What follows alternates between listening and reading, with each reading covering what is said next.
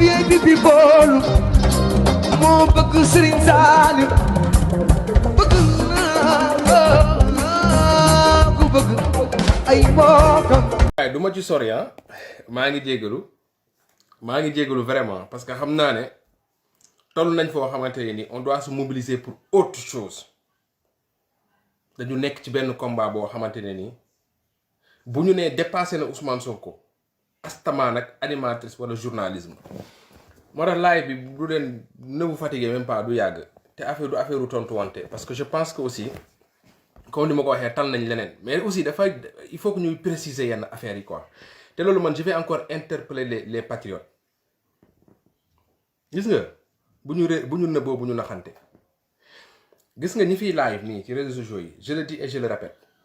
80% yi leen di seetaan c'est des patriotes dama koy répéter ku mu neex nag ku mu naqari ku ko bëgg ak ku ko bañ ku ko nangu ku ko nanguwul 80% yi leen di seetaan c'est des patriotes léegi gis nga nit da ngay utiliser sa xel. gis nga newoon naa dafa am ñoo xamante ne nii pour exister ils ont besoin ñuy polémiquer te ñun patriotes yi am na benn faille bu nekk ci ñun mooy on n'est pas solidaire bu ñuy xas patriote ci beneen patriote la ñuy jaar bu nit amee problème ak yeneen patriote ci yeneen patriote lay jaar. Mati Trois Pommes dama lay citer te newoon naa la il faut que nga arrêter nga bàyyi patriote yi. il faut que nga arrêté nga bàyyi patriote yi su ma nee nga bàyyi patriote yi mooy il faut que nga xam ne patriote yi tax may wax dañu nekk ci benn parti politique bu tudd Pastef am leader bu tudd Ousmane Sonko am organigramme boo xam dafa am ay instance su parti bi. Mati da nga am problème ak waa Pastef da nga am problème ak bureau bu Pastef xam nga yow ñun xam nañ waa Pastef xam nañ te buñ ci tollee dinañu wax lépp. bu ñu wax loo nag parce que amuñu problème ak yow te coow li du yow da nga ci tuuti yàgg ngay def live ñuy appuyer di la jàppale mais gis nga xeex bii toll nañu foo xamante ne nii doo ci dara da nga am li may wax nii na ko patriote yëpp dégg. Mati dafa am problème ak waa Pastef duñ leen ko wax nag yéen patriotes yi am nañu ko xam ci biir patriote yi Mati dafa am un problème personnel ak waa Pastef dafa am lu mu jotee ak ñoom ñu boycotté ko li may wax nii am nañu ko xam. ñu bërgël ko dootu leen gis un responsable de Pastef mu dem ci kii yu Mati gën ngeen koo gis ci xeexu boppam la ne patriote yeewu leen on n'a pas un problème avec Mati Trois Pommes yeewu leen posez-vous la question yéen ñiy woote ne ay patriote ngeen lan moo tax benn responsable Pastef nangootul dem toog ci Mati Trois Pommes qu'est-ce qui s'est passé Mati ci élection yi amul lu ñu ko fi deful Ousmane Sonko bu ñëwee France lu mu xat-xat-xat waa Pastef jël nañ Ousmane Sonko xoj ko dugal ko ci benn oto boole koog Mati pour mu wax ak Mati dina ne Ousmane Sonko moo soxloon mais jamono jooju fekk na foo xamante Ousmane Sonko du moom moo soxla journaliste mais journaliste bu ne yaa ngi ñaan toog ak moom. patriote yi yeewu leen posez-vous la question pourquoi est-ce que Mati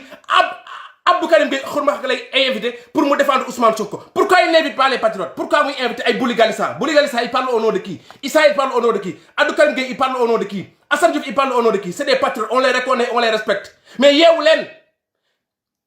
ban patriote moo menacé Mati na dem porter plainte. ñun amuñu temps Mati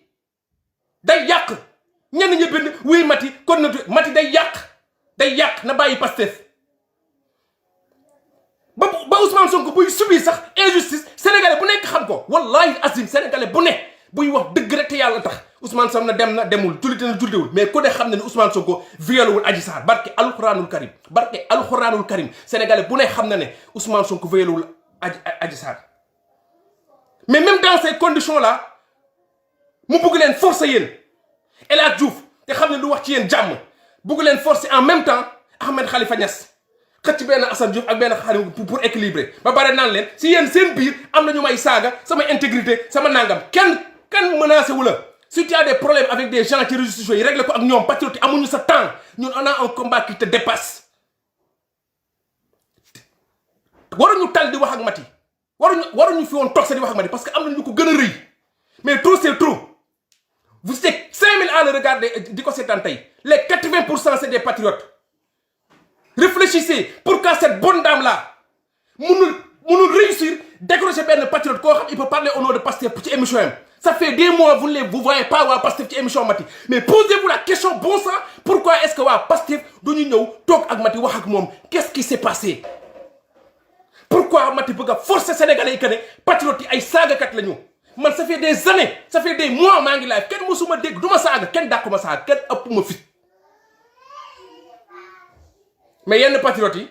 il suffit Maty ñëw yow da nga civilisé yow da nga mel nii yow da ngay xoju yow da nga nangam ngeen yaakaar ne day defar combat bi du ñooñu du yéen combat bi du loolu donc Maty na arrêté fii kenn menacé wu ko amul problème ak kenn amuñu temps wu menacé Maty s'il y a des gens qui l'ont fait Maty Europe nga ne va porter plainte. soppe Serigne Babacar la borom VIP bi boolu moo bëgg Serigne Saliou bëgg naa ku bëgg ay mbokam